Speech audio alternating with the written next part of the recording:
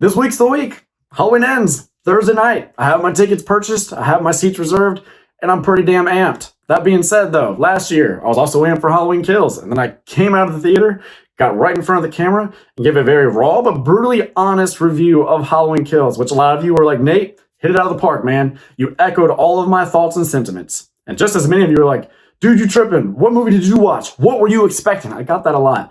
What were you expecting? So I figured this year, before the review, I'd go ahead and tell you what I'm expecting from Halloween Ends. Of course, I want to know your expectations. Do you expect this to be one of your favorite Halloween sequels? Are you thinking it's going to be a 10 out of 10? Or do you think it's going to be a garbage fire 1 out of 10 type of film? Go ahead and let me know what you expect and how you think certain plot points are going to hit you. Do you think Michael is going to win? Do you think Laurie's going to win? Do you think they're just both going to kill each other? What's going to happen? But this is where I'm sitting with things right now. Completely wide open mind. I am ready. Do your worst. I'm ready to get hurt again. I'm also ready to fall in love all over again because Halloween 2018 is maybe my favorite theater experience I've had in my entire life as a Halloween fanboy. It was a packed house. You could feel the energy, the audience's response to every scare and the tension, like when Michael was in the closet. It was great stuff. That long tracking shot, you could just feel this palpable energy that everybody was on their seat. When Michael kills the little kid and then walks up to the cradle with the crying baby in it, you could just feel everybody kind of like clutching their chairs, white knuckling it and holding their breath like he ain't gonna do it, is he? And there are just so many wonderful moments on that night. Halloween Kills, completely different situation. To where actually I had people leave, get up and leave. I had the person I was watching the movie with look at me and go, I'm sorry, I know you're excited for this, but this is dumb. And I just had to own that in that moment, be like, it's okay, it'll get better. And you know what, for me, it didn't. But because I'm a Halloween fan and I've seen some atrocious sequels, Halloween Kills, the blow has softened with time. It doesn't hurt like it used to. And now every time I watch Halloween Kills, I enjoy it a little bit more. Still ultimately think it's kind of best served as a highlight reel to where you can skip giant sections of the film, and that's the best way to enjoy it, is just to watch Michael do his thing and then fast forward or chapter skip, which doesn't really say a whole lot for the movie, but hey, it has its highs. That being said, Halloween Ends, I expect to like it. I'm hoping to love it. And I'm thinking that there'll be parts of it, though, that will probably perturb me, bother me, make me scratch my head and go, we never really truly had much of a plan. Now, did we?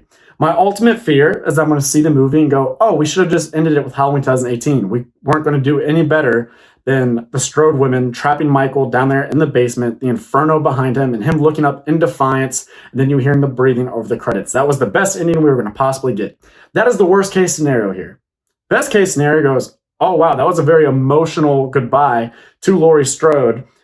And you kind of caught me off guard. You did some new surprising things, and you had tension. You had a voyeuristic quality to this Michael Myers. There were scenes where you had suspense and dread because he was, just like in 78, looking in on his victims. They had no idea he was there waiting in the cut and that he had the upper hand. And it was just a matter of time. We all knew it, but they didn't know it. If we can do that type of thing, I'll be willing to look over some story contrivances or plot holes. Hopefully the dialogue will be better than Halloween Kills, and I think it will. Ultimately, I expect to rank this trilogy Halloween 2018, Halloween Ends, Halloween Kills. And worst case scenario, I think this ends up in the middle of my franchise ranking, which I will be doing a ranking the weekend after the movie comes out. But I'm saying, as a starting point, I just don't think I'm going to come out of this movie and go, I should have just stayed home and watched Halloween 5 or Halloween Resurrection. That would have been better. That is not going to happen. I just do not see that happening. Will it become my number 2 or number 3? Maybe not, but it definitely could. I think this has a lot of potential. And if we do the plot twist thing that has been so heavily rumored, not even rumored, it's in the description box for the teaser at this point. All right, spoilers ahead. Go ahead and click away if you don't want to know anything about the movie just from going blind. But we know Corey Cunningham is going to be killing folks. And then he's going to be walking around in the coveralls in a Michael Myers mask. And a lot of people go, oh, hell no, I ain't down with that Friday the 13th Part 5 bullshit. I'm like, you know what? Show me what you got. It comes down to execution. Because even if most of the kills in the movie come at the hand or the knife of Corey Cunningham, I think that could still be all right. That could still be fascinating. Because at the end of the day, if you have that voyeuristic quality I talked about, and you actually build the scene, you don't do the Halloween Kills thing where it's just, oh, Michael's here, oh, Michael's fucking shit up, oh my God, this is shot like a John Wick or an 80s action movie. We're just jerking off to Michael Myers right now. If we don't do that, we actually treat it like a suspenseful horror movie, then I'm going to be happy, because in the day, it's going to be somebody in the William Shatner mask and some coveralls slashing people after he's been stalking them and preying on them and making us all kind of get all tensed up like, oh, what's going to happen? What's going to happen? If you can do that, then I will be happy. You know what? We've seen this before anyway. And we've seen it much worse. We've seen other people don the Michael Myers mask. Do you remember Ben Tramer getting nailed and just going up in an explosion in Halloween 2 while dressed as Michael Myers? Do you remember Spitz, annoying ass Spitz, doing the pranks, coming out on the cops like Michael Myers? Do you remember one Busta Rhymes dressing up as Michael Myers, and not just that, berating the actual Michael Myers, staring him in the eye and just dressing him down verbally until Michael walked away like a little punk ass bitch, like a sullen little child? So we've seen other people dress as Michael Myers, and we've seen them do atrocious things. I don't think it's going to be that bad. I think it's still going to be intense, and we're going to see visceral kills, and we'll maybe have some suspense and dread. And that's ultimately what I want out of my creepy ass slasher movie. And we have Laurie Strode, and I think that she's going to have more to do here. There's going to be more narrative around her and Allison in this movie than there was kills. And they'll get to flesh themselves out a whole lot more. And I'm really hoping for big things with Allison. I really hope she doesn't just become this character that was completely wasted. I think since 2018, all of us fans have been just dreaming of these different story arcs and possibilities with her. If we don't get it, I will be a little let down, but it won't ruin the movie necessarily. And then Laurie Strode, Jamie Lee Curtis herself, the woman who is promising this movie will be divisive. I don't know what that is. I mean, I tend to believe when you listen to Jamie Lee Curtis that she really thinks that the fans idolize and worship her and her character, and that she is some sort of untouchable. When in reality, I think a lot of us are like, we're hoping you die. We're rooting for the boogeyman to finally kill you. Yeah, you know, okay, if you want to like go out together, that could be cool, I guess, but I'm not going to be all tore up if you die. It would have to be like shot amazingly. Like you would have to really hit a nerve that I don't even know I have. So I'm hoping that's what she's talking about. She could be talking about Corey, and like I said, I'm just not too perturbed about that. I have an open mind. That could be done effectively. We could do something fun with that. Now, some people are like, well, what if he passes the baton to Corey? What if we think Corey's dead and then he does the sit-up and that is our new evil? Well, you know what? Even then, let's wait and see. I will have an open mind, because at one point, Michael was just a normal 5-year-old child. Then he turned 6, and it became Halloween night, and all of a sudden he's killing in this nice little suburban home, and apparently everybody was caught off guard by this. So it came out of nowhere. And so you could have this transference of evil. We've done it before. You know, fans grew to love the twist ending with Jamie Lloyd at the end of Halloween 4. It was apparently okay to do it then. Maybe it's okay to do it now, as long as we do it properly.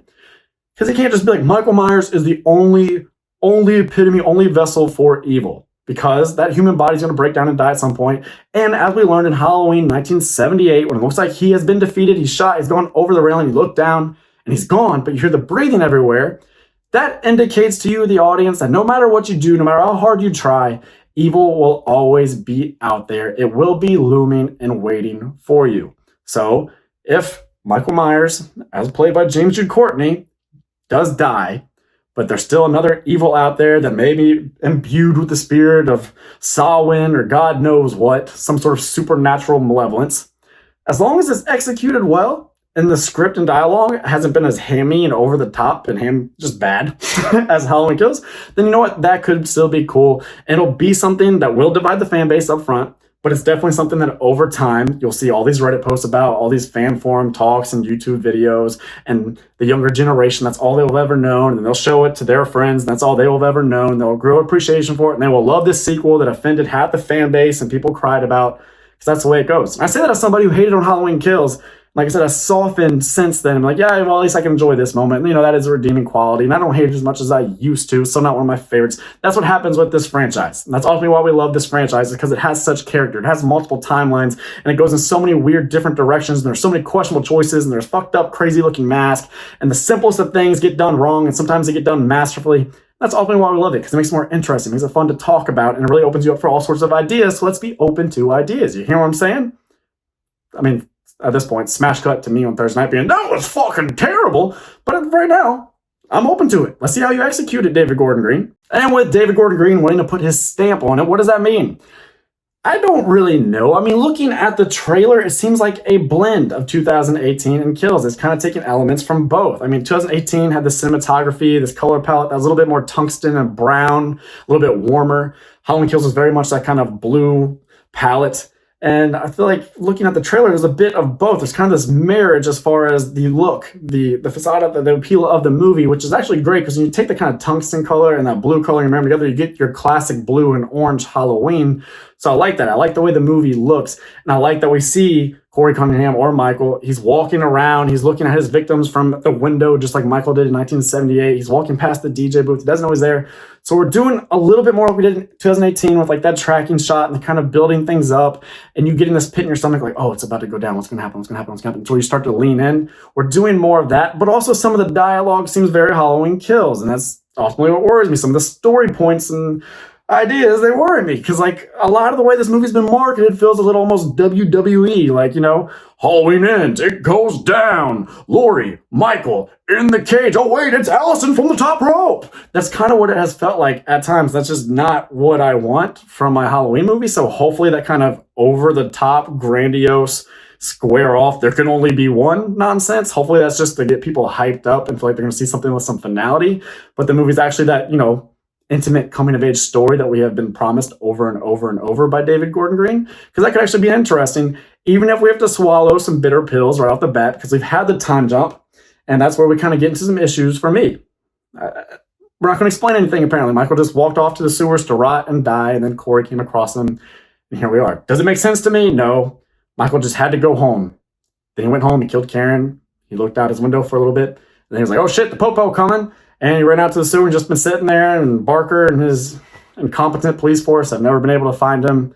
There's no giant nationwide search for him. The National Guard wasn't called in. Everybody in town's apparently moved on. We're still doing Halloween festivities. It doesn't make a whole lot of sense, especially with Allison telling her grandma, like, she needs to move on.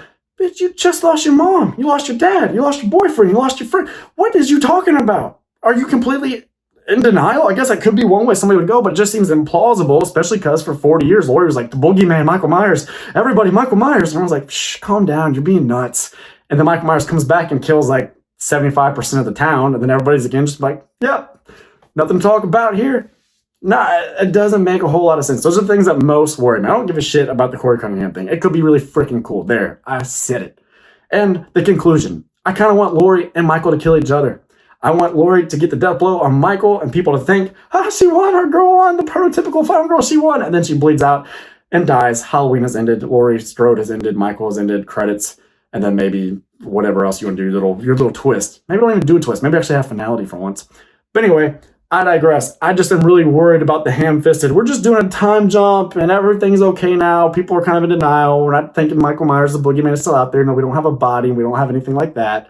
And Allison's okay. She just wants to live her life. She's just with this Corey Cunningham character who's got all sorts of red flags and question marks. Like that stuff. That's the stuff that freaks me out. That's the stuff that worries me. If I'm being open with you about my expectations, that's the thing where I'm like, I said I'm ready to get hurt. Corey, Allison, y'all gonna hurt me, aren't you? Are you gonna hurt me? So what do you guys think? Right there you have, those are my expectations going in, saying we're gonna start at a 3 out of 5. It could go either way.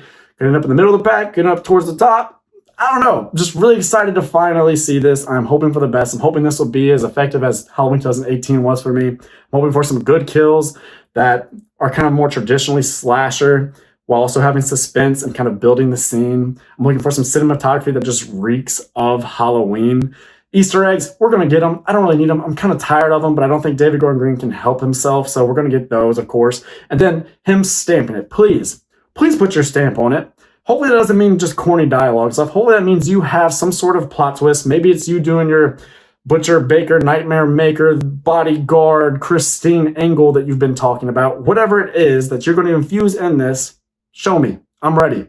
Open mind, open eyes, open heart, ready to get hurt again. Bring it on, Halloween Ends.